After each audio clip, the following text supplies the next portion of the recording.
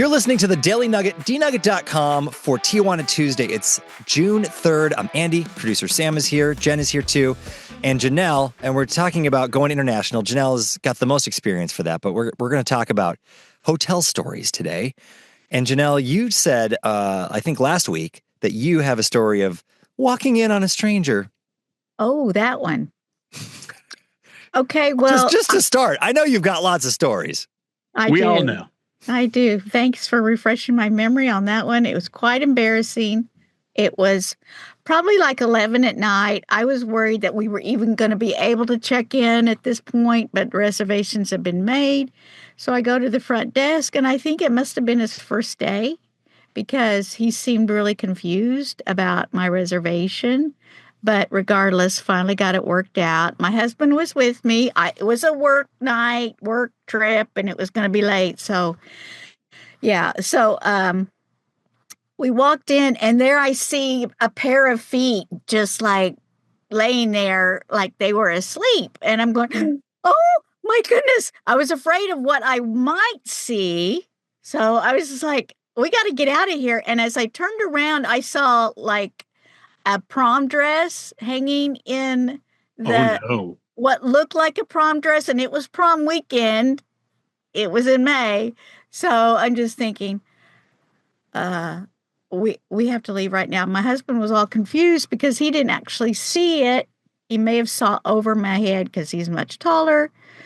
But that's what happened. So I went back to the front desk and I said, that room is occupied. I don't think we're supposed to be in there. How does that happen? What did they say? No. Where was this? It was in Oklahoma City. Okay. I don't remember the hotel chain. I don't, but it wasn't. It was just like, it was one of the oddest experiences ever. You know, thankfully they were asleep. If they had not been doing some nocturnal activities, I don't know what I would have done. Like rummaging through the trash? That. Yes. That's the name of the episode, Nocturnal Activities. I thankfully, mine creeped me out, but we didn't actually walk in on anybody, but we and this is when I was interviewing for my first job in Sioux Falls 20 years ago, out of college. And the only hotel, forever, I don't know what was happening in Sioux Falls. It was a hopping weekend because the only place I could find a room was like a Motel 6. So lowest low. And leave the light on for you. Well, they might. Well, and they not quite. Anyway, so I get to the desk and I hand the guy my ID, tell him my name. He goes, "Oh, well, you already checked in and didn't like the room and left." I'm like, no, I just drove here 4 hours. I can promise you, I like the room. I think I'm not leaving. I need this room. And so we're like, well, who was it? He goes, well, I don't know. I mean, they said they were you. Said they were you. I'm like, did you check their ID? No. What? What's the point? Why? And then I don't have a common name. I'm not John Smith. Mm-hmm. Like, how did this person say they were me and then went to the room? And then so I couldn't sleep that night because we're in that room. Like, I don't know if this random person's going to come back. It was the worst night of my life for sleep. I didn't get under the covers. Well, I slept on top of the blanket. They have deadbolts and chains on there. But I don't know. This dude apparently could just, impersonate me. So, and we had to stay there because there was no other rooms. That's what I didn't understand is how I got the door open. I had the key, but then there was no deadbolt or anything. It's like, that would have stopped me right away. But no, they didn't do that. So there's a guy that was prom goers. They definitely probably weren't old enough to understand that you need to do that. Maybe not. You know, I like to give people the benefit of a doubt. It could have been a wedding dress, a bridesmaid's dress or something like that. It's possible. I have no idea. They still shouldn't be rooting through the trash. True. In the hotel. That's the nocturnal activity. That's the nugget. Nuggethaven@gmail.com. We're keeping it real family friendly today. Well, we're not rooting through trash, that's for sure. I did hear a tip from a guy that because this happened to him too. He travels a lot, and he had it where it happened multiple times in one night. Oh my. So his thing is, he goes, Andy, whenever you get to a hotel room, first thing you do, lock the deadbolt, put the do not disturb sign on the handle.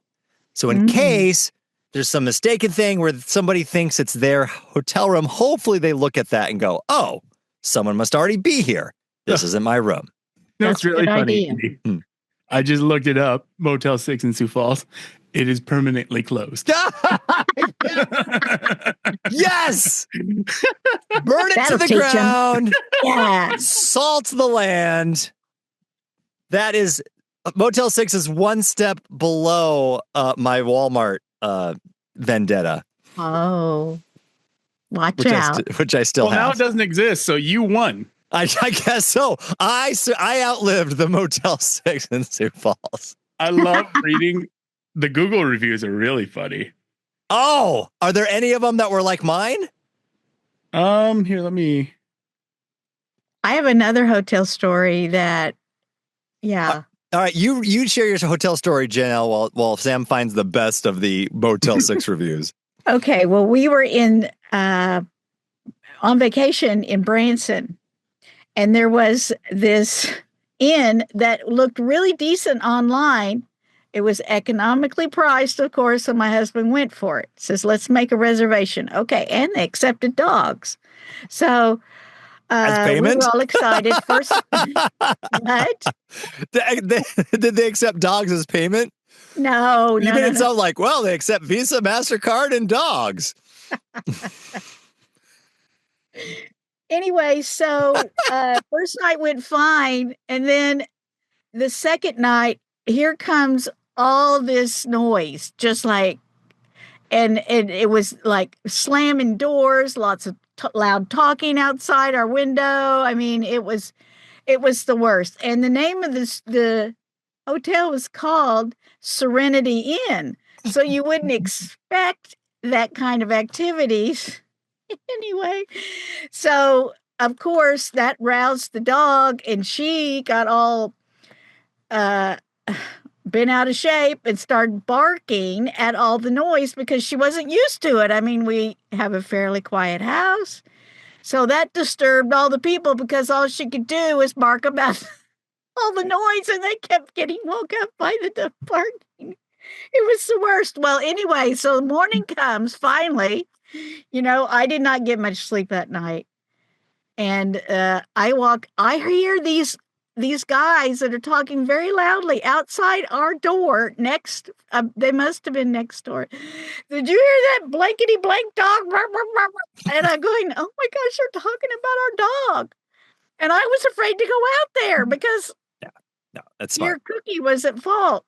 So we decided that we needed to move. We just said, we had like another 2 nights there. And I said, this is not going to work out. We got to get out of here for our own safety. So we went to the front desk, and as my husband was paying the bill and making arrangements, he saw on the register, which he says was not there when he checked in. There was a sign on the register saying, if you're a convicted felon, please do not check in. I'm going, what?